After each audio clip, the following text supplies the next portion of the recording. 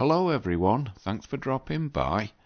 In case you didn't recognise her, that's Ali Larter on the screen. And the only thing I've ever seen her in, like Sienna last week, is the Resident Evil franchise. And the obvious question, if I was super wealthy, would I date her? Nope. Ali is happily married with 2 children. If Ali was single, would I date her? Again, nope.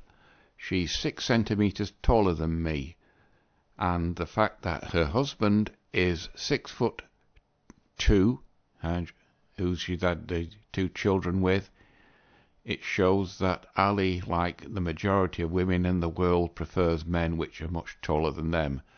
So, even though I was super wealthy, I wouldn't even think of approaching her if she was single.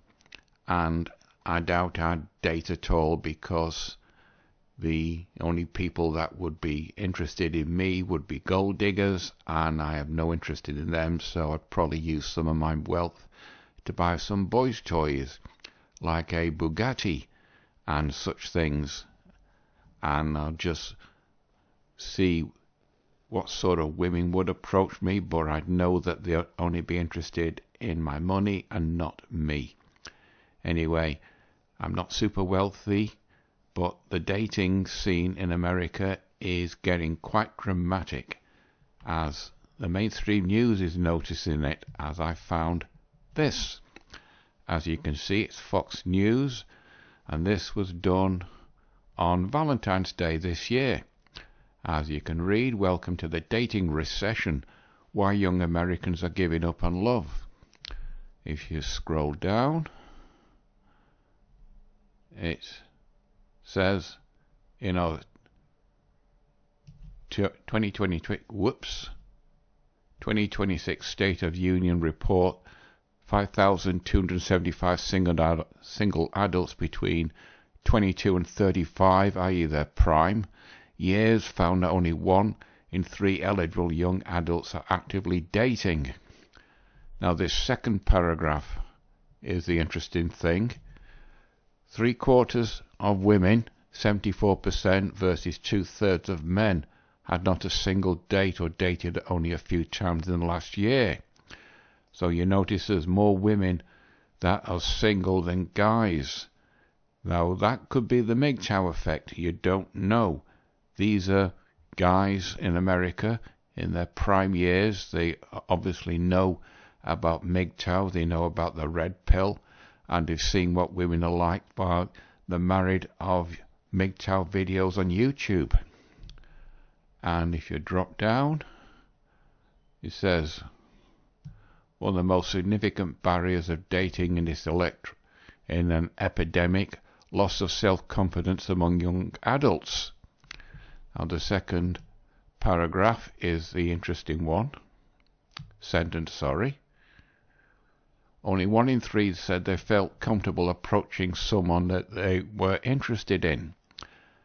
Now that is probably because they don't want to be labelled as creeps.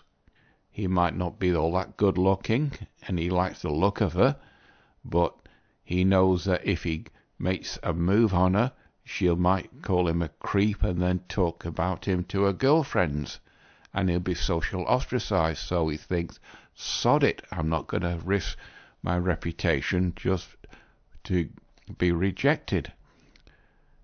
And he says, this is not altogether alarming. Vulnerability with a new person is always uncomfortable. Yes, you don't know if she's going to call you a creep or not.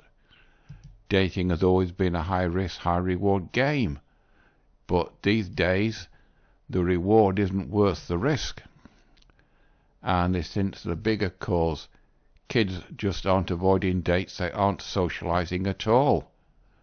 Because guys have seen how women are like on social media, and they just don't want to risk everything through being rejected.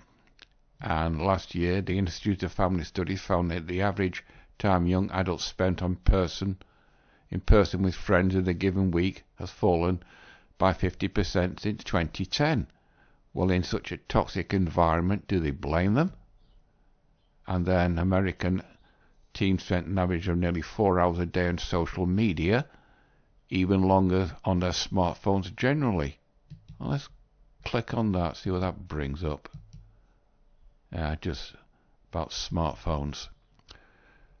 And is it any wonder that kids that buried in the virtual world don't know how to make eye contact or read body language? Well, the computer-generated worlds that I've seen with games and that, they look a lot more appealing than the real world. So I can empathize on that part.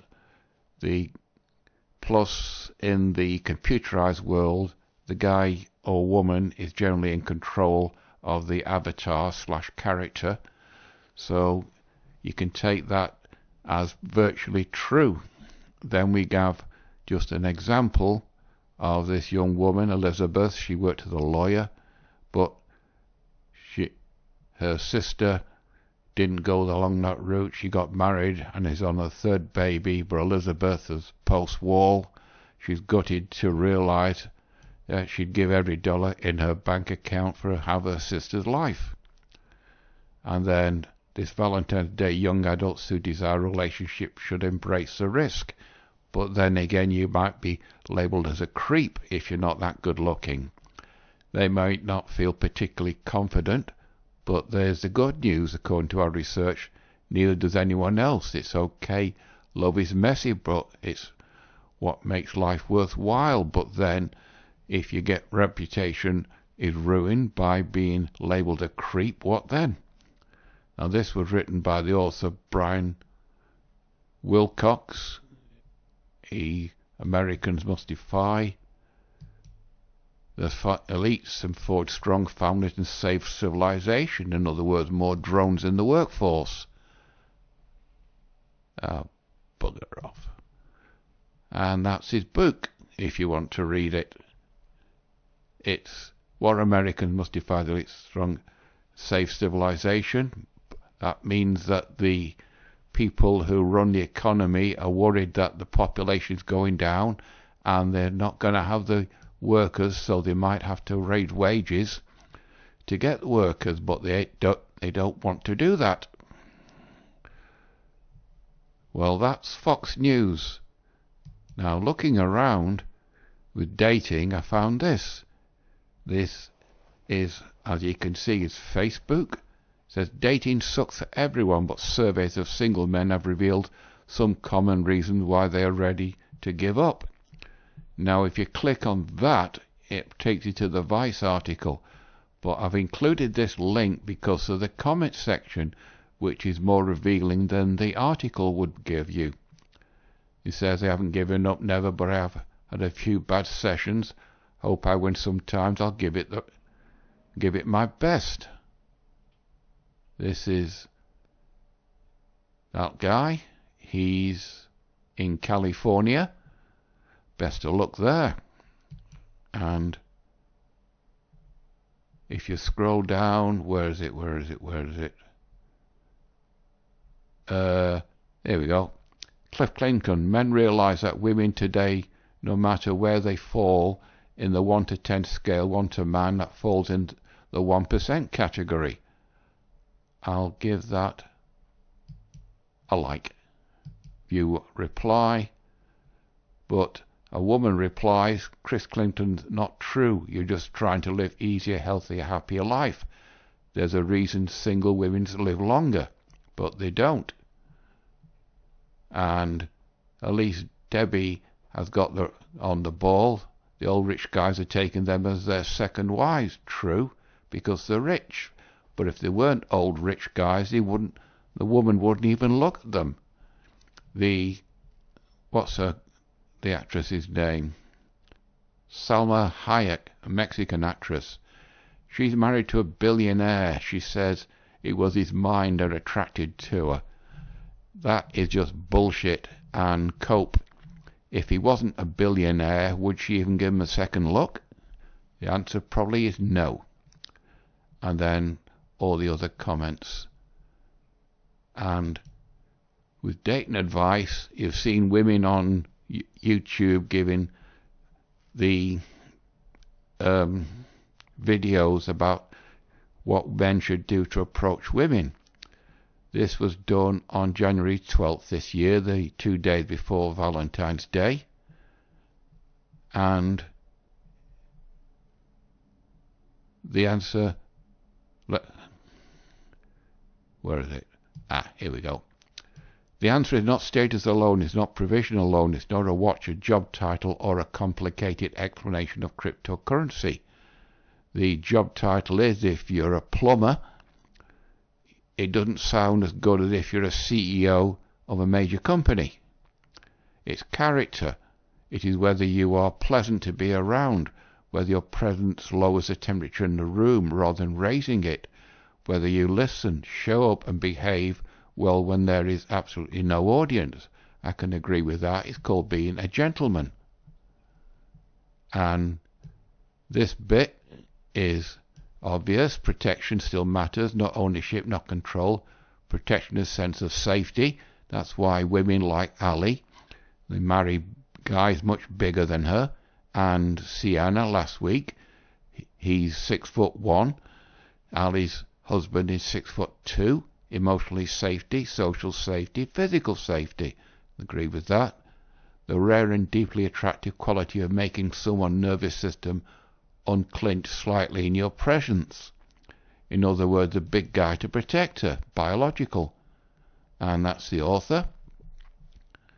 And you can look, this can look very unremarkable on paper. Opening a car door, pulling a chair out and waiting, making sure someone gets home safe, checking in and actually doing the thing you said you would do. It reads small, but it's not. In other words, it used to be what a gentleman would do.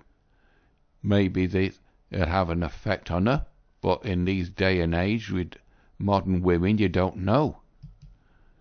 And then, sure, a washboard's and nice car help. If you're a multi-billionaire, they help a lot, even if you don't have a washboard. No one's pretending they don't, at least she's honest about that. But if there's only one thing I know about my fellow women, it's that we routinely overlook a great deal when the things that actually matter are present. And yes, there are still women who cling to an outdated transactional view of relationships. That's a modern woman's fault. The first question, what you do for a living. She wants to know what sort of money you make. Mostly they are not representative of most women, true, but they are representative with a lot of women. And he says the advice you scroll for is just be a good friend. But she gives her advice here. Romance no longer brings with performance, it begins with trust, and trust begins with, somewhat inconveniently, being a generally good friend. That means character, integrity and sincerity. It means consistency. It means doing what you say you will do, especially when there is nothing to gain. And she gives a caveat and a warning. One important character should not require a user manual, but apparently does. Do not pretend to be just friends when you're quietly harbouring romantic intentions like contraband. In other words, don't be a simp. A date should be identified as a date. Your interest should be visible to the naked eye.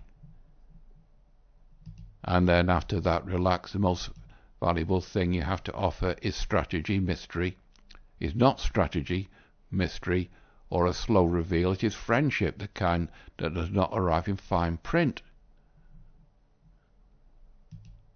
And then make your interest clear.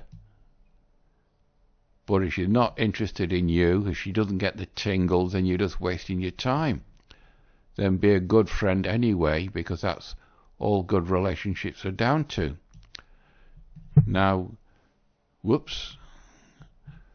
Now you could be that, but she might put you in the friend zone. So what I would do, I'd give her a month to not have me in the friend zone. If she's still like that and using you as an emotional tampon, then just dump her, because you're never going to be anything else but in the friend zone. And she finishes off, if she does not appreciate any of that, I bring assuring news. She is not someone you're going to spend the rest of your life with anyway. That is the best part of this whole article. Now, on the opposite side, we get the toxicity of feminism for this medium. Do we need men in 2026? It's written by a woman, and a black woman at that. This was done on January 24th, 2026, on the run-up to Valentine's Day. The bunch of daft bints, the future is female. No, it's not. I don't need no man. I can pay my own bills, I can fix my house, I can open my own jars, I can protect myself, yeah. But what if he's about £300 and 6'5"? What are you going to do then? Unless, of course, you're packing a gun, but can you use it? I can have a fulfilling career, friendship, hobbies, and life without a man being part of it. Maybe when you're younger, but what happens when you start getting old, post-war? That's not a radical statement, it's just the reality of most women in 2026. Well, in that case, why are there so many women complaining on TikTok they can't get a guy? And why do these social events for meeting up attract more women and just a tiny handful of men? We're not living in a time when women need to survive anymore. Maybe not, but it's men who rule and control the world and maintain society's infrastructure. It's not the world we live in. Women are educated, we work, we earn our own money, we can live independently without needing a man to make it possible. And why are there so many of them complaining that they can't get a man? Where have all the good men gone? And some people see this as a problem. They see women's independence as a threat. No, we don't.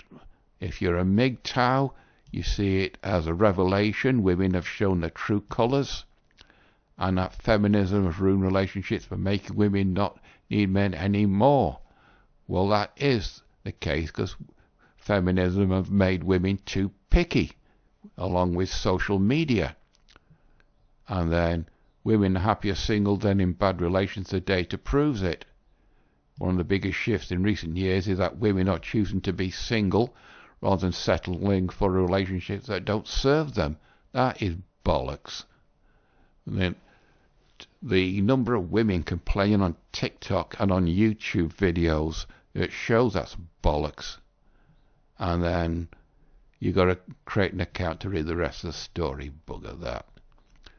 But there's loads of young Americans are not even bothering to date. These gives a lot of reasons why. The 5 reasons men are giving up on dating. The Vice, a left-wing leaning publication in America. But this lady gives dating advice. Be a gentleman, but you can be, could be just getting you into the friend zone. But we get, on the other side, we get toxic women saying the future is female, I don't need no man. But then again, they just should shut up. Because if they don't, this is going to carry on, and publications like Fox News and the rest of the US media are going to keep on reporting on it. I think I'm getting close to the 20-minute now, so I'll leave it at that. I'll try and find something else as I come across it, but for now, you know the routine. People like, dislike, etc. It's completely up to you. So until next Monday, that's it for this one. Bye-bye.